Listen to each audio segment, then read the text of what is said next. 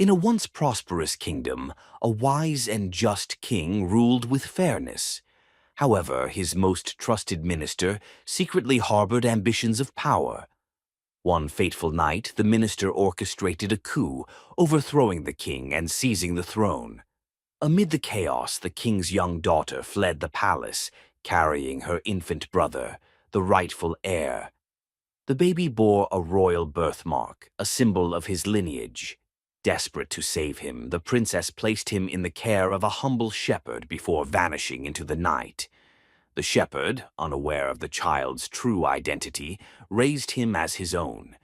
The boy, named Leo, grew up strong and courageous, yet he never felt like he truly belonged.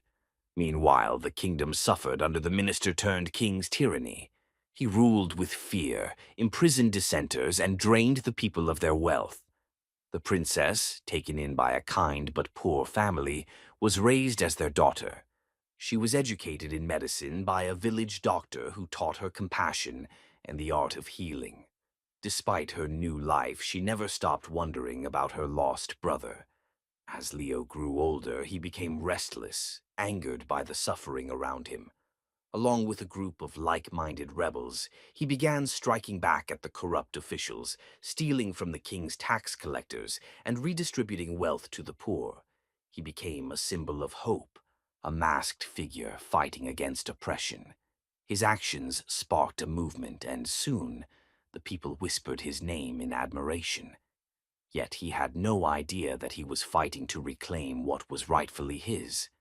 One day, after a skirmish with the king's guards, Leo was injured.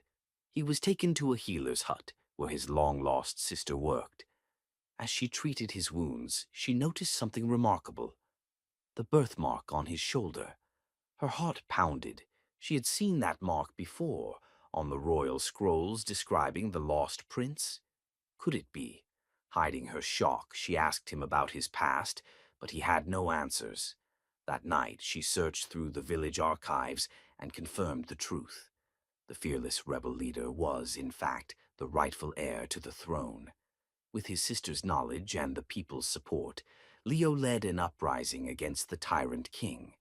The rebellion stormed the palace, and after a fierce battle, the false king was overthrown. As the people gathered in the city square, they demanded Leo take the throne. But before he could speak, his sister stepped forward and declared, "This is not just a hero. He is the lost prince, the true king." A stunned silence filled the air, followed by an explosion of cheers. Leo had not only freed the people, but also reclaimed his birthright. Justice had been restored, proving that tyranny can never outlast the will of the people.